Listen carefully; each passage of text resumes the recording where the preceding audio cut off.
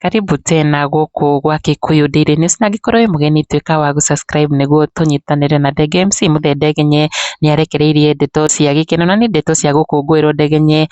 break na ku announce good news kũrĩ mafans make na arĩa rĩu magĩtigĩtwo na gĩkeno. Ndegenye ũrĩa nĩ mũthekania na MC wĩ gatũ nĩ arĩ ngumo nene mũno ya kũraga andũ na mĩkwekwe na makĩria kũrutithania wĩra na Pastor Ben kũrĩa gwa Kĩengei live, na harĩa Kĩengei akiugaga Ndegenye nĩ kana gake kona nĩwe wagĩkorirwo agĩkĩmũmenta thĩinĩ wa industry ĩno ya comedy na kũmũnyitĩrĩra o nginyagia Ndegenye agĩũkĩria na gũthondeka brand yake. Na rĩu Ndegenye nĩ atigĩte andũ na ndeto ici cia mwanya iria akĩrekereirie nenda-inĩ ciake agĩkũngũĩra gũciarwo gwa gakenge kana ga kahĩĩ, na through kũhĩtũkĩra mũtambo wake wa Facebook. Ndegenye nĩ augĩte atĩ welcome to the world my son, it feels good to be called dad, I'm proud to be your dad, I promise to raise you better than the way I was raised, I'm proud I'll be respected because of you son,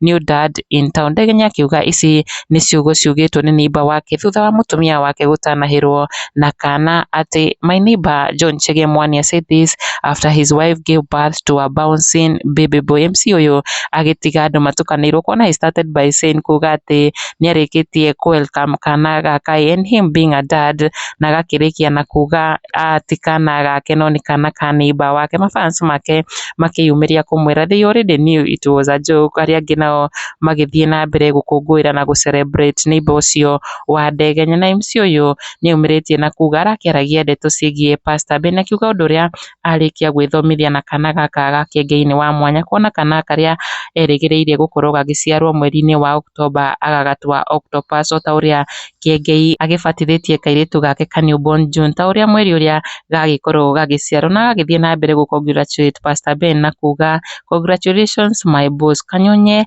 na machicks yote mawili. Kikuyu Daily News, subscribe.